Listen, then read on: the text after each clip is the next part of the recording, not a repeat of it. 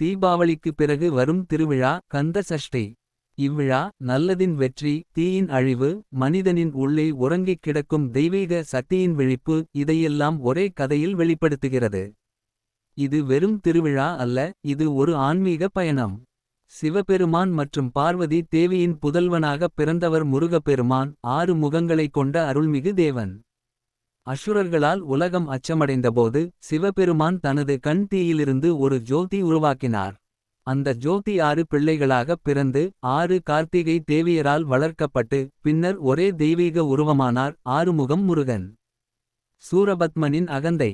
அப்போது அசுரரின் தலைவன் சூரபத்மன் தனது தவத்தின் பலனாக பல ஆசீர்வாதங்களைப் பெற்று தேவர்களை அடிமையாக்கினான். எல்லா லோகங்களிலும் அவன் ஆட்சி. தேவர்கள் துயரத்தில் மூழ்கினர். அவர்கள் சிவபெருமானிடம் விண்ணப்பித்தனர், எங்களை காப்பாற்றும் தெய்வம் அருள் புரியட்டும். முருகனின் வருகை. சிவபெருமான் தனது தெய்வீக ஆற்றலால் முருகனுக்கு ஒரு வேல் வழங்கினார். அந்த வேல் சக்தி, சகல தீயையும் அழிக்கும் அருளின் வடிவம். முருகன் தேவர்களின் தலைமையில் அசுரர்களை எதிர்த்து போர்க்களம் நோக்கிப் புறப்பட்டார்.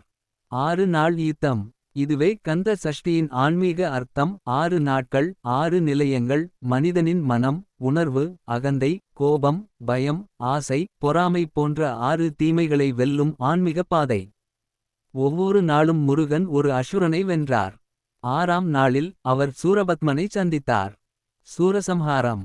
கடல்கரையில் திருச்செந்தூரில் நடைபெற்ற அந்த யுத்தம் உலகின் தீமைக்கும் தெய்வீகத்திற்கும் இடையேயான போரின் அடையாளமாகும். சூரபத்மன் பல வடிவங்கள் எடுத்தான். இறுதியில் அவர் ஒரு மயிலாகவும் ஒரு சேவலாகவும் மாறினார். முருகன் அந்த மயிலை தனது வாகனமாகவும் சேவலை கொடியின் சின்னமாகவும் எடுத்து கொண்டார். அதாவது தீமை முழுவதுமாக அழிக்கப்படவில்லை, அது தெய்வத்தின் கட்டுப்பாட்டில் ஒளிந்திருக்கிறது. இதுவே அழிப்பதற்குப் பதில் மாற்றம் என்ற தத்துவம். மகத்துவம். கந்த சஷ்டி நாள்களில் பக்தர்கள் விரதம் இருந்து முருகனை நினைத்து கந்த சஷ்டி கவசம் பாடுவர். இந்த விரதம் உடல், மனம், ஆன்மா மூன்றையும் தூய்மைப்படுத்தும் ஆன்மீகச் செயலாகும். ஒவ்வொரு வருடமும் திருச்செந்தூரில் நடக்கும் சூரசம்ஹாரம் நிகழ்ச்சி ஆயிரக்கணக்கான பக்தர்களை ஈர்க்கிறது. முருகனின் திருவருளால் கோபம், துக்கம், பயம், துன்பம் அனைத்தும் நீங்கும் என்று நம்பப்படுகிறது. ஆன்மீக பாடம். தீயை எதிர்க்கும் சக்தி நம்முள் இருக்கிறது, அதை விழிப்பது தான் சஷ்டி விரதம். கோபம், பொறாமை, அகந்தை இவையே நம் சூரபத்மன். அவற்றை வெல்லும் அருள் வேல் நம் பக்தி, நம் மனத்தின் நம்பிக்கை.